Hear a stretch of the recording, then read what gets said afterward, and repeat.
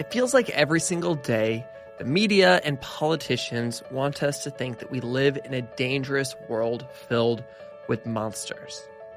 In regards to the world of prisons and rehab centers, I feel like the news wants us to believe that there is nothing redemptive inside these places, that they're just filled with disappointment and violence, rather than looking at the people inside with compassion. This week on the podcast, we have an amazing guest who is pushing back against those narratives. Her name is Nigel Poor, and she is a social activist, an artist, and she's the co-creator of the hit podcast Ear Hustle. You might have heard of it. Ear Hustle is rallying a belief that commonality and compassion might be some of the most powerful forces on earth. Nigel first got involved in the world of prisons, and she started seeing her own belief of what prisons are like and what incarcerated men are like in 2011 when she got involved with San Quentin State Prison in California as a volunteer teacher for the Prison University Project. As she continued building relationships with incarcerated men and working inside the prison on various art projects, including a radio project called the San Quentin Prison Report, she started to develop, I would say, more and more empathy and to create art that brought people into that sense of empathy. And so that's what she has today in regards to Ear Hustle. Her story is really fascinating, and I loved diving into it. I feel like her life has held so many interesting parts that have led her to be the inspiring person that she is today. I feel like I've got so much to learn from her story, and I'm going out on a limb here to say that I think you might too. So I am Branden Harvey, and this is Sounds Good. Every single week on this podcast, we have conversations with inspiring people who are rejecting cynicism and using their lives to make an impact. This conversation is great, so let's just jump straight into it. I can't wait for you to fall into serious obsession with Nigel Poor.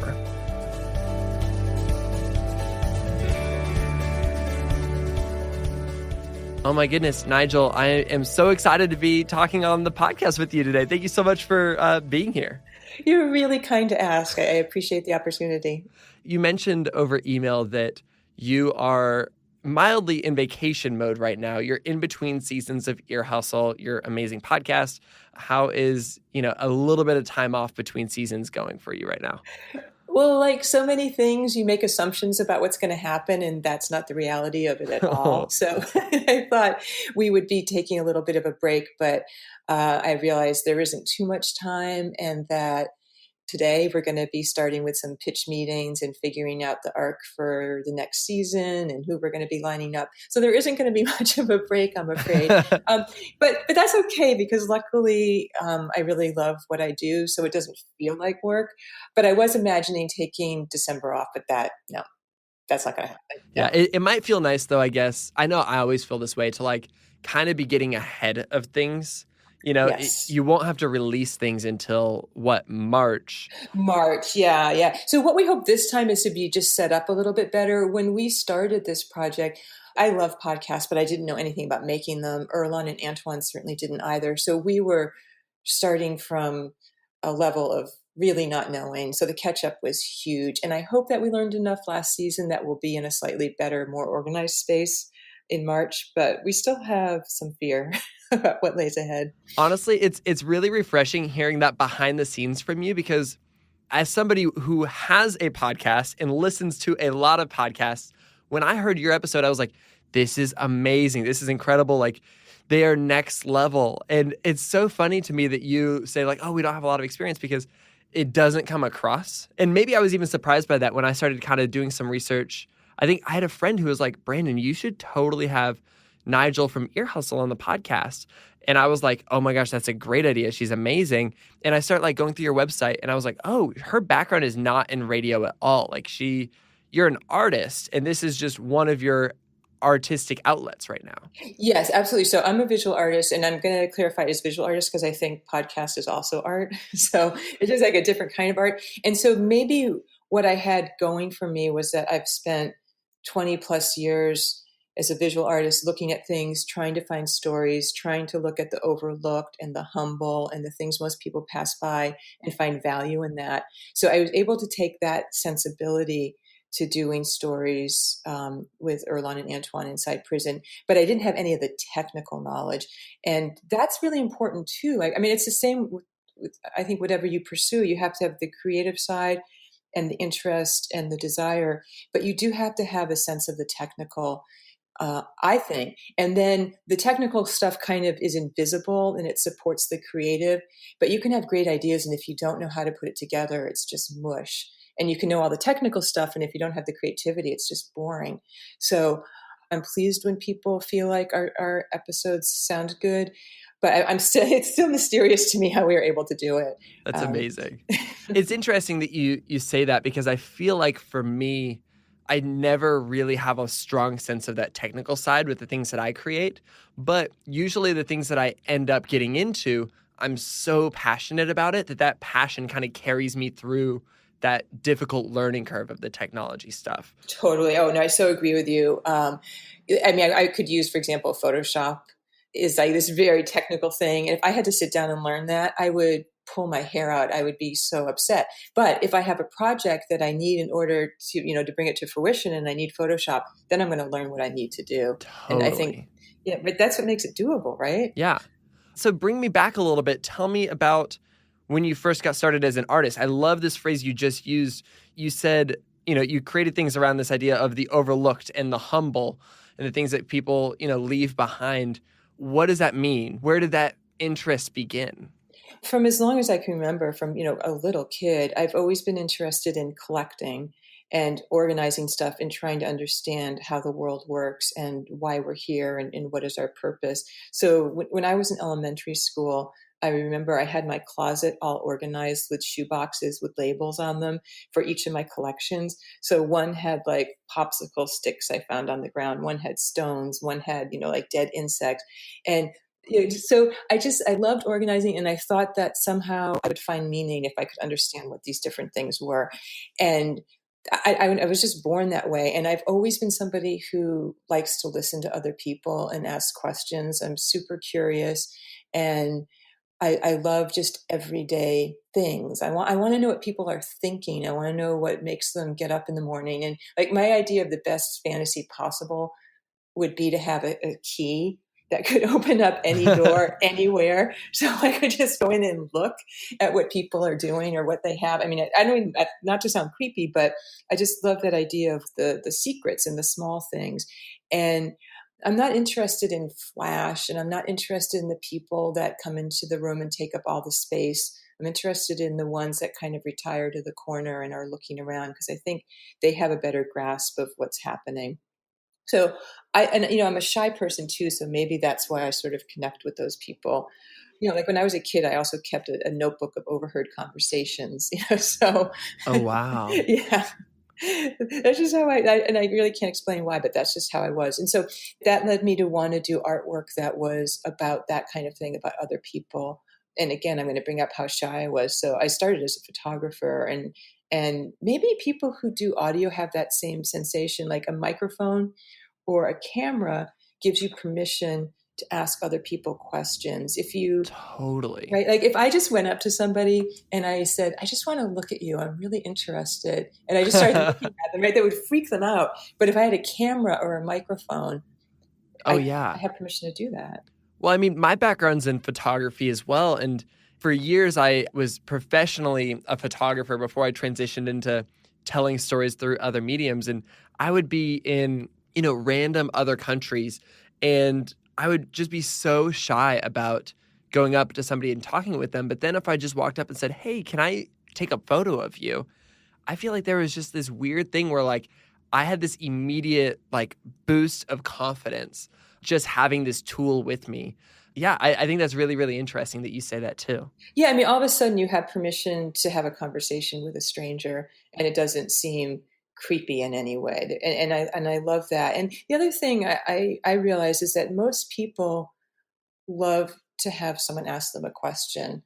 I'm a teacher, and my students are often really nervous about taking a camera and going out there, or a microphone. But I always say, people, if you approach someone with, you're humble and you're not in their face, and you approach them with curiosity, and that you're going to give them a sense of dignity, most people are going to want to talk to you.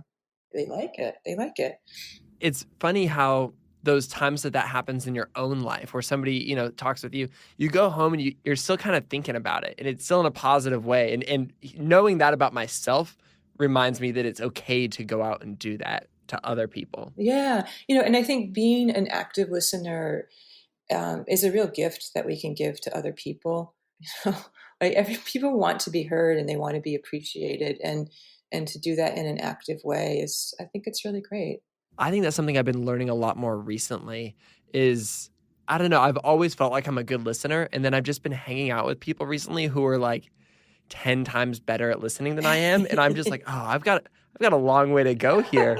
But you feel so known and cared for by those people that it's like, oh, if I can have a fraction of this and do this for other people, it's really, really encouraging. Yeah. I mean, I used to think people ask me like, well, what would you do if you had to start over again or do a different thing? And I always think, ooh, I would have liked to be a therapist. Like that would have been, so I think that idea of wanting to listen and understand falls into that category. And also being an artist, doing podcasts, because it is really all about kind of the other. Now, that doesn't mean I'm a selfless person. I want to, I have needs and desires too. And I guess somehow if you're someone who really loves to listen, it's fulfilling something in you too. I'm not exactly sure what that is, but I don't want to make it sound like I come across as very selfless, because I'm not. I mean, I just two selfless people talking to each other on a podcast. That's right. You and me right now. Right. We're perfect. Don't you think to do a podcast and to, do something that's out there in the world, you have to believe that you have something worth saying and worth doing? Totally. There's a little tinge of ego in there, but I don't think it's wrong at all. I'm biased, but you've got to have some sort of belief that there's something worth talking about and something worth saying. Yeah, absolutely. Absolutely. Okay, so your background is photography at first, and then your art extended beyond photography. Give me an example of your work in that, more transitional period. What did that look like? Yeah, so let's see. I did photography for a long time, and I started to get a little bit bored with it, and it didn't seem like it could satisfy all the things I wanted to do. And so, I began branching away from that. And I've done projects, for example, where I collected fingerprints from people. It was called Do you have 30 seconds and can you get your finger dirty? And I wanted That's a good name. Yeah, I wanted to do something that was interactive and something that would only succeed if I went out into the world and asked people to do something, which was maybe seemed a little bit strange. And I started it in 2000. So anyway, I had this notebook, that 9 by 12 inch notebook, and it was gridded out into 20 different squares. And I would go up to people and just ask for their fingerprint. So I had a notebook and the ink pad, and I'd get their fingerprint, and then underneath it, I'd write the date, their sex, their age, what their name was, and how they and their job, or how they described what they did. And I took it with me everywhere I went. So I would stand on street corners. I would take it to parties. I brought it to the classroom. And my goal was to try to get 1,000 fingerprints. I thought that would be amazing. And then when I got to 1,000, I realized, well, I touched 1,000 people, but that isn't a very big number. So I kept working on it. And I think to date, I have over 10,000 fingerprints. No. Yeah. And wow. Then, so the idea was to create almost like a wallpaper effect. So when you walked into the room, you'd be surrounded by these thousands and thousands of fingerprints, each one representing a place where I interacted with somebody. And, a fingerprint, as we all know, has a really lovely design on it. But it's we don't really see it, but we leave it every place we go. So we're always leaving this mark behind. And in this project, it was a place where you could make it visible. And I started also, kind of during a time where there was sort of the beginning of a lot more suspicion of people and who was an outsider and who shouldn't be included. And so in that sense, it was a little bit political, but it was really about the momentary interaction.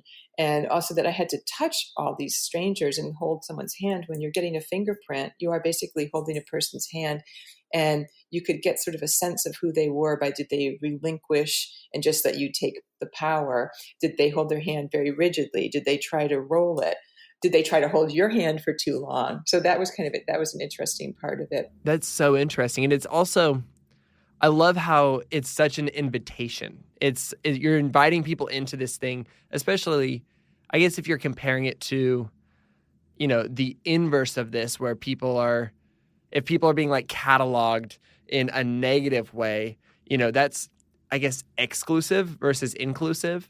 It's so interesting. Well, and it was another example of just asking people something and them saying yes. Because out of the 10,000 or more fingerprints I have, I would guess less than 100 people said no. Probably way less than 100. That's a pretty small percentage to have a stranger come up to you and ask for a fingerprint. Now, I haven't done it as much recently, and maybe I would have more. Maybe I would have more no's. But at the time, people were pretty compliant with it. That's unreal. I was going to ask if you had asked 100,000 people in order to get that 10,000, but that's wild that you had so many people say yes. Yeah. Okay, and so you're creating art like this. How does your art world end up colliding with the prison world? Because that's where I came to know you, or at least down the road came to be aware of you. Well, a couple of things got me into prison. I have been interested in prisons for a long time, or just curious. And, what happens in there? How do people survive these really difficult situations? And where was that curiosity coming from for you? I think it was trying to understand how you find meaning. Like, how do you make a worthy life when you're in a place where so much has been taken away from you? And it was pretty abstract. And, I thought about it in terms of prisons and monasteries. When people grow up in ways that they feel very deprived. So it wasn't just prisons, but it was just this idea of how do you find meaning. And then two kind of funny things happened. One was I started getting mail misdelivered to my house from San Quentin. And it happened like 4 times. And I was living on a street called San Bruno, and the mail was supposed to be going to a house on Valencia Street. So the street names and the numbers weren't similar in any way. And so it was bizarre. So I would get the letters, and often they would have beautiful decorations on the envelope. And I would bring it to the house where it was supposed to go, and I would just leave it there. And I never heard from the person. I would just leave them. But it was weird. It happened at least 4 times. So I started thinking about San Quentin Prison, which is near San Francisco, where I live. And then I heard a story on the radio about a prison in Russia called Kresky Prison. And it was a story about this really difficult, terrible prison that was being opened for tourists to come visit. And I thought that was really awful. I mean, it was a working prison. So you could go in, you could go look at the guys in the cells, and then you would end up at this gift shop where you could buy things that the guys inside made. Whoa. Yeah, I thought despicable, really despicable. And I was curious just to go to a country where that would happen. So I was going to Sweden, which isn't too far from Russia and St. Petersburg. So I just decided to take a trip there. So I took the train there, and I spent a couple of days in St. Petersburg, and I asked a lot of people where the prison was, and nobody was very helpful. And then on my last day leaving, I was at the train station, and I realized the prison was right next to the train station. And so I walked over there, I looked around it, and everything was in Cyrillic, so I couldn't read the no trespassing sign. So I actually walked onto the grounds of the prison, and I found laying on the ground all of these very odd cone-shaped objects. They were about 8 inches long, and they had wrapped up paper and with this brown substance at the bottom. They looked like, I called them communication cones, but they just looked like a dart or something that you would throw. And they were hundreds on the ground, and they were really beautiful. So I took one home with me, and I started researching, and I found out that guys inside the prison throw these objects out the window as a way to communicate with the outside world. They're weighted down with chewed up bread. So that's what the brown substance was at the bottom. And I started thinking about that, and it felt like another form of communication, like someone trying to reach the outside world, but never knowing if their message was going to get to its intended recipient. So between those misdelivered letters and finding those cones outside the prison, I just felt like I had to get into a prison and figure out how could the inside and outside world communicate in a way that wasn't about miscommunication. And I heard about the Prison University project at San Quentin Prison, which is run by all volunteer professors. So they teach classes inside, and men can earn an AA degree. So that's how I started going in. I know it's kind of a long story, but that's what got me into the prison. That's really interesting. And I love that curiosity kind of continued to lead the way. Is it possible? I would love to share. I'd love to email you a picture of what the communication cone looks like, because I know it's hard to describe it, but it's a really cool and beautiful object. Yeah, we'll put it up in the show notes so people can see it. Okay. That sounds amazing. It reminds me a little bit of, I had this other artist on the podcast a few months ago. She's a friend of mine. Her name is Amber Ray. And Amber, her focus is on this idea of like wonder over worry. And she's gotten to create all kinds of beautiful things, but she really lives by this idea of clues. She says you kind of look around the world and you start to notice sometimes clues pop up in threes.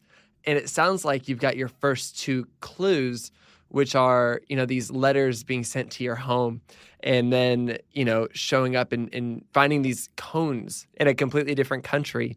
If this idea of clues isn't too woo-woo, what is your third clue at this point? Is it seeing this opportunity to teach in a university setting, in a prison setting? Oh my God, that's so interesting. I love that. No, I love those synchronistic connections. And I think if we keep our eyes open, everybody has them. So no, I don't think it's too woo at all. I love that. Maybe maybe the third one. The first thing I was going to say, I was going to say the third one was meeting Erlan, but my co-host. But I think it was actually going into the prison and teaching because it gave me a reason to be in there. I wasn't just like a tourist going in. Oh, I'm interested. I want to see what's happening, and I did that for 3 semesters. So I think that probably was the third thing that brought all of this together. Yeah, I like that. Thank you. Good. Okay, so you're teaching. Did I read that you were teaching photography? Yes, so I was teaching a history of photography class because the men inside can't actually have cameras.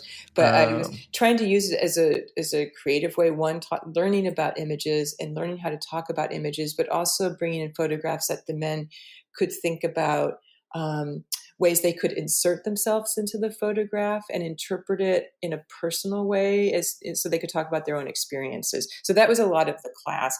And even though it was history, it was kind of a little bit more creative writing and interacting with photographs. So like, for example, I would bring in prints of photographs by well-known artists with a large kind of white border around them and give them to the men, and they would take them back to their housing unit for a couple of weeks, and they would map out the photograph and draw on it and kind of figure out the subtext. And then after they would map it to figure out the meaning of the photograph, they would use that to write a narrative on it. So they created in some ways, and this is another visual I'd love to share, but they use that photograph as almost a sculpture, or as an inspiration for a narrative or sculpture, even though it was flat. But they wrote on it, they mapped it. It was pretty nice, and it was really about storytelling. Okay, so that totally makes sense then. That maybe that's even like a step further into the world of storytelling within prisons. Because I guess what I'm curious about is, how in the world are you creating a podcast in a prison? Like how does this prison have the capability to do this? What does that look like? Yeah. How the heck does this happen? It is mysterious. And it speaks to how mysterious prisons are to most people on the outside, right? There are these tall walls that we normally can't get over, so we have no idea what happens in them. So a couple of things about San Quentin that are important. It's a medium security prison. Prisons are, level 2, 3, and 4, 4 being the highest level of security and probably the most dangerous. And as you go down in number, there's less security. So although San Quentin is still a difficult and at times dangerous place, it is a medium security prison. And because it's in the Bay Area, there are a lot of volunteers that go in there. So there's lots of different programs in there. For example, there's a Shakespeare group, there's a poetry class, there's yoga, there's educational programs. And I think it was in 2008, I might not be right about that date, but around that time, the Discovery Channel went into San Quentin to do a film. And in return for getting that access, they actually set up a film school where guys, I think it was about a 6-week class where guys learned a lot of different skills about using cameras and how to do narratives, how to tell a story, which is great. And then the Discovery Channel left all that equipment behind as a donation. There's a media lab there that has computers and cameras. And so the men inside, along with a person who worked for the prison, do like little films inside the prison, public service announcements and little documentaries. And there's also a newspaper inside the prison called the San Quentin News that's been around for at least 30 years. So there is a familiarity with media in there, and the administration actually supports it. So it wasn't like I went in there and there was nothing happening. There was already a little media lab. And so when we started moving, I started working with some men that I met through my class, started working on doing audio stories. We actually had a place where we could work. That's really, really interesting.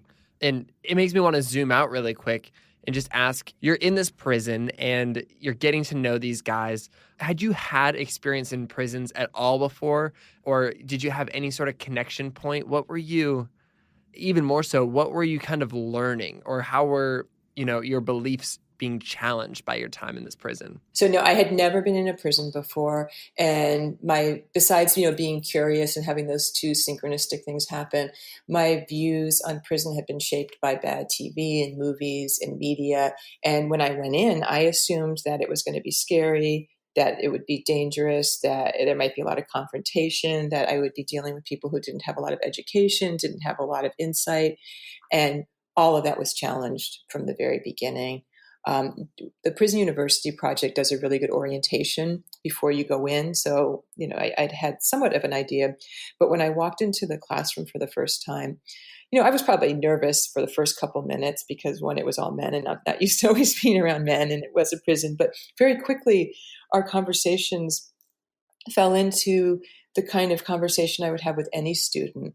And I very quickly realized, and I'm embarrassed to say this now, but I very quickly realized that people inside prison are as varied and as complicated in the way they interact with the world as people on the outside. So of course there were people who were really educated. I had students in my class that had master's degrees, and then there had people who had gotten GEDs in prison. I had all different ages. We would have serious conversations. We would laugh. Like anything that happened on the outside happened in there. But I definitely went in not expecting that. I expected caricatures, and what I found were just human beings. Complicated, interesting people. Was it during this time that you especially connected with the crew that is now like making this podcast and bringing it to life? Not with the particular people I'm working with. I met some other people and we moved into doing audio, and we worked on a radio project for about 2.5 years. And in doing that radio project is where I met Erlon and eventually Antoine. So it was like a 3-year period before we got actually to the podcast. But what was good about that period is it gave me a chance to understand prison better, but maybe even more importantly, it gave the guys inside a chance to get to know me and who I was and what I was about, and to show that I had a commitment to being in there. I wasn't just going to go in, do a project and try to claim it, take it out and make it mine. There's a lot of trust that has to get built, because I can always leave prison and I can always do what, I wouldn't, but I could make stuff in there, take it out and represent it in any way I wanted to. And I don't want to work that way. I want it to work as a collaboration. So they had to learn what kind of person I was and if they wanted to work with me and if they wanted to trust me. So it was a process. Tell me about Ear Hustle. We've alluded to it a little bit. Yes. Giving people a little bit of context. My favorite conversation. But yeah, tell me, what this is. It's amazing. Yeah. So Ear Hustle is the podcast that comes out of San Quentin, and my co-host is Erlon Woods, who's incarcerated at San Quentin. And then the third person we work with is Antoine Williams, who's the sound designer. And we had met doing this audio project, which was much more kind of news-oriented, shorter stories. And I wanted to do something more from the perspective of an artist that was storytelling. And I talked to Erlon about it, and he really loved the idea. And so together we hatched this plan to create a podcast. And we thought at the time it would just be played inside the prison. That was the idea. We would interview guys and talk about everyday life inside, to be played on the closed circuit station. And we thought we would put music on it. We would do interviews. We would talk and kind of be the hosts of it. We started working on that, and we brought Antoine in because he's a musician, and we realized we wanted to have music to keep people interested. And that was the plan. And then I heard about the Radiotopia PodQuest, and Radiotopia is a podcast network, and they were trying to find a new podcast to add to their roster. So we submitted for that, and it was a long process, and out of 1,500 applications, we ended up winning. Oh, wow. Which was great. I mean, That's wild. That's a lot. It was a lot of people. And so what winning meant was that we would be picked up by the network, and they would help support us and educate us. And then we would get the podcast played outside the prison. So that's how Ear Hustle came to be what it is now. But originally it started as a much more humble idea of just playing stories inside the prison and trying to get it played in other prisons in California. which we're in the process of doing. But now it's heard outside the prison.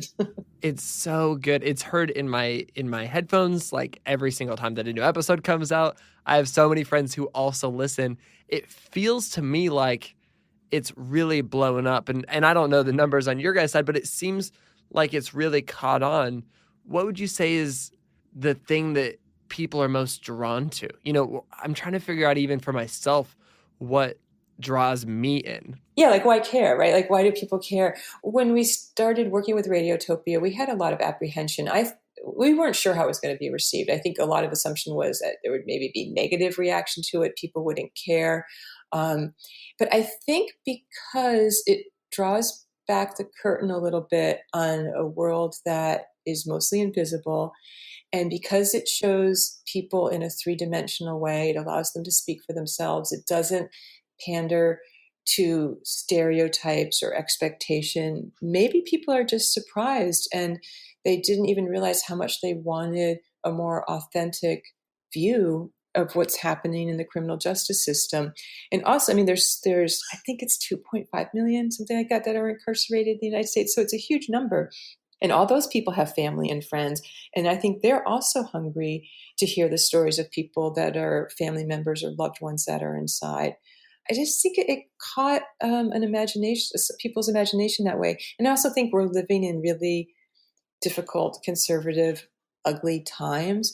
And maybe people don't really want that. They want something that's I guess more complicated. I keep using three-dimensional, but something that's just more genuine and is going to challenge their assumptions. Yeah.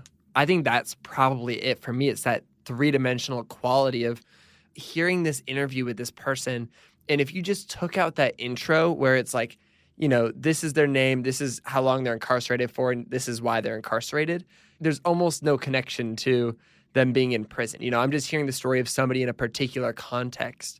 And it really wipes away, you know, the stereotypes that I had that I didn't even realize that I had. It really pushes that away. That's what's amazing to me is that, you know, smart, thoughtful people, you know, still have those stereotypes. I'm including myself. It's amazing what stereotypes linger. And so I think we want those to be challenged. Like we want to have a broader understanding of people and commonality. One of the things we talk about, at least, you know, in pitch meetings when we're putting stories together, is we really want to do stories about commonality. So what you say makes me really happy that you can relate to what's happening inside. If you took away the beginning, you didn't know. Yeah, it's just another person struggling with something or reveling in something, and trying to move forward and be a contributing citizen. Would you say that when you started this, you had that sort of mission in mind, like, oh, we're going to kind of challenge people's belief systems? Or was it curiosity that led, you know, what was your main purpose when you started this, do you think? And how did that shift? Yeah, so for me, it was curiosity and also wanting to do good art. You know, wanting to do something that had quality, something that would be intriguing and unexpected and would definitely challenge people. But I was definitely thinking of it in terms of an artist, not necessarily as a social activist, even though that was part of it. But if I'm honest, I believe that you can make change through what you touch and what you deeply care about. I care about prison reform, but I'm not a numbers person. And I'm not someone who feels I could change the world, right? I have something small to contribute, and I have to do it with whatever the talents or the toolbox that I have. And then I like the idea that we present something like Ear Hustle, and then those people who have more power or see the world in more of a reform way can take what we do and use it for that. I hope that makes sense. But Totally. I think to do something well, you have to do it from your heart. And my heart was that of an artist that wanted to tell interesting stories. You know, for Earlonne, he wants to tell stories, but he really wants to change the system. You know, I mean, he's suffered under a really harsh sentence, and, you know, he knows firsthand how difficult and bad prisons are, and he wants us to change. And I do too. I'm not saying I don't, but our motivations are probably slightly different, but they come together in a really beautiful way, and we support each other's desire. You know, nothing in the podcast is, I would say, explicit about the criminal justice system or, you know, prison reform. And I would imagine that actually opens the doors for people in a really nice way, where you create a quote unquote safe space for people to show up and just be like, I'm going to connect with these humans. And then they can take that to mean whatever they want it to mean there. But I love that idea, and it totally makes sense of, you're creating this thing and you're not a numbers person and you're a stories person. You're creating stories. Then the numbers people can take these stories and they can say, okay, now, let's multiply this unique story you just heard by X amount. And this is the impact here and this is the impact there. And what if we shifted this thing? And I don't know, we've talked a lot about prison reform on the podcast and, the epidemic of mass incarceration and just the American prison system. And I don't know, I love the conversations we've had so much, but there's still something so uniquely humanizing about the storytelling that you're doing. And I love that you're doing that from, your place as an artist. You're totally staying in your lane and doing the thing that you're so qualified at, and you're doing it so well. Well, that's a beautiful compliment. And if you saw me, I'd be blushing. I really appreciate that. But I think you bring up a great point, is that you have to stay in your lane. I mean, you can push your lane and grow, but you have to be true to who you are. And if you're not, I don't think you can do good work. You try to wear all these different titles.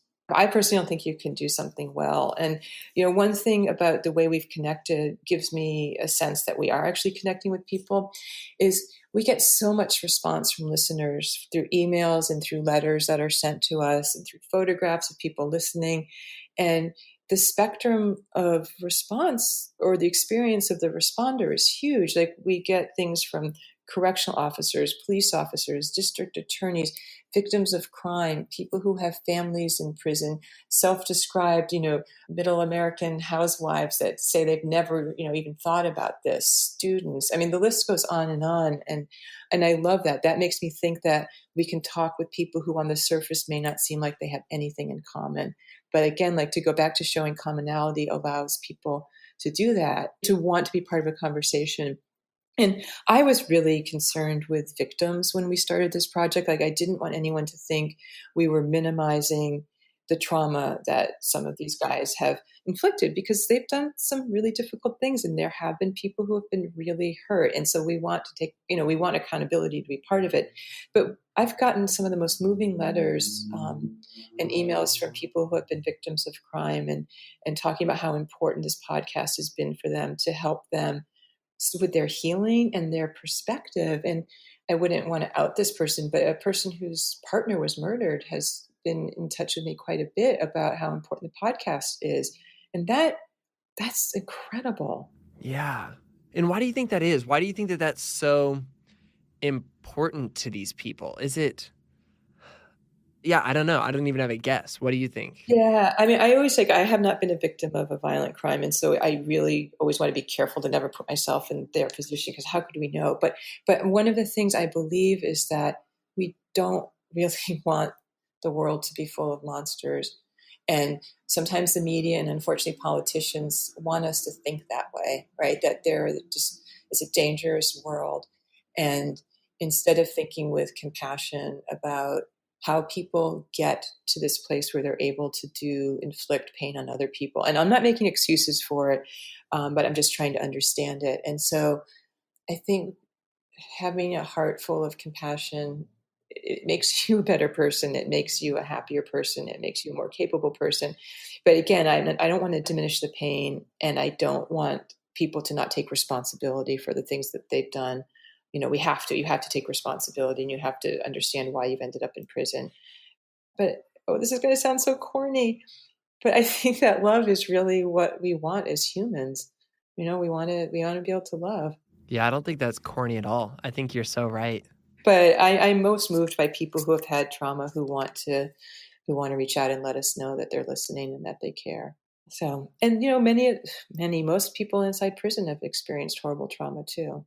Just unspeakable things. So, well, and maybe that's even a good transition to, a question I maybe even want to end on is, you mentioned this before, but you create commonality. That's the goal that you and Antoine and Erlon kind of go into this with, is creating commonality. And it seems that you're finding it, and you're even finding it in the letters you're receiving. And, people are experiencing that. For people who, maybe aren't artists or aren't, spending time in prisons, maybe even, as we go home for the holidays, how can we find more commonality with people that, feel different from us? Yeah. Well, I think one way to do it is through volunteerism. I started volunteering in the prison. I started giving my time, and that's how this whole world opened up to me.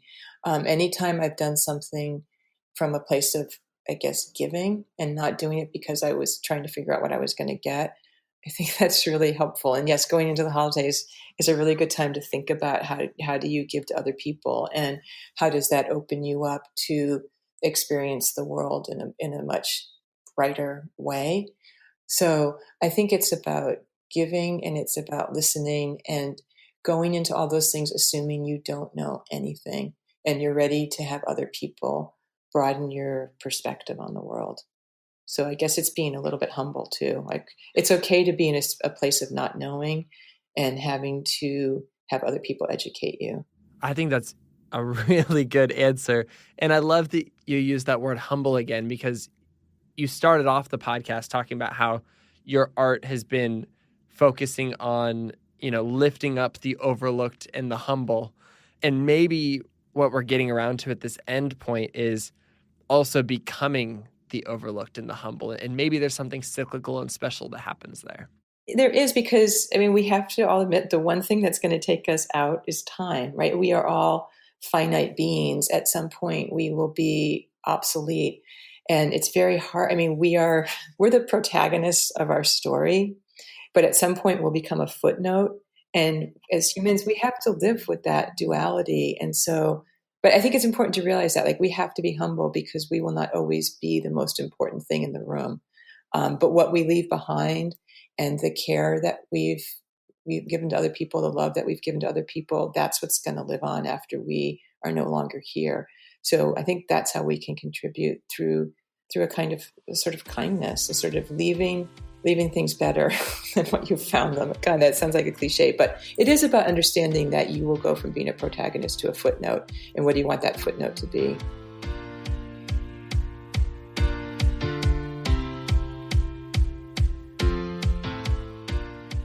Wow, y'all. Oh my goodness. Nigel's fantastic. She seeks to find commonality and compassion in the places where society least expects them. And she's doing it with a sense of resilience and a whole lot of hope. I especially love that she said when she's done something from a place of giving and not from a place of figuring out what she was going to get in return, she has been beautifully surprised. We need to remember to tell ourselves that giving to other people helps us experience the world in a much brighter way. It's about listening and giving and assuming that we don't know anything, and that we're ready for others to widen our perspectives. Thank you, Nigel, so much for being on the show and for this beautiful reminder. If you haven't already downloaded Ear Hustle and listened to it, you've got to do it. It's really fun. I am a huge fan. Like Nigel said, it draws back this curtain on a world that is mostly invisible. And it does it in a funny way, in an interesting way. It's fantastic. Okay, and this is normally the part of the podcast where I tell you to follow the guest on social media, and you totally should follow Ear Hustle and Nigel on Instagram and Twitter, but also the folks in the prison that she works with. Nigel's co-hosts, they don't have social media. And so if you want to reach out to them, you can send a written postcard in prison terms. It's called a kite to, get this, Ear Hustle SQ, P.O. Box 883723, San Francisco, California, 94188, 3723. If you are new to Sounds Good, we would love for you to stick around, listen to more episodes. We've got so many fun episodes. You might especially enjoy our conversations with Timba Smits and Adam Foss. Timba shared the story of actually being a victim of crime and how that affected his life, but then also how He's come to forgive the person who committed the crime against him. And then Adam Foss, we just had him on the podcast maybe just a month or two ago, and he is a prosecutor working to change the criminal justice system in whatever ways he can. Both of them offer a really unique perspective on the conversation we had today, and I hope that you'll check them out on Apple Podcasts or wherever you listen to podcasts. This podcast is created by me, Branden Harvey, as a part of Good, Good, Good. Good, Good, Good is a community that believes in the power of celebrating good news and becoming good news. I want to thank Chad Meckle-Snavely and the team at CM Studio for editing and mixing this show, and special thank you to Christy Karen Brock for all of her production support. You can find lots more hopeful news stories outside of this podcast by following us on social media everywhere at Good, Good, Good Co. I think my favorite spot is Instagram, but we've got Twitter, we've got a Facebook group, we've got all of the things. We also create a beautiful quarterly newspaper that celebrates the people, ideas, and movements that are shaping the world for the better. Issue 1 and Issue 2 of the Good Newspaper hold so many stories that I want you to read. They're amazing. They're great for the holiday season. You can order your copies today, or you can even subscribe. Check out the Good Newspaper and see what else we do at goodgoodgood.co. And on that note, that is a wrap for this week's episode. Spend this week challenging the system in a meaningful way and start with finding the commonalities that bind humanity together. What if we all chose compassion from this day forward instead of fear? Sound good?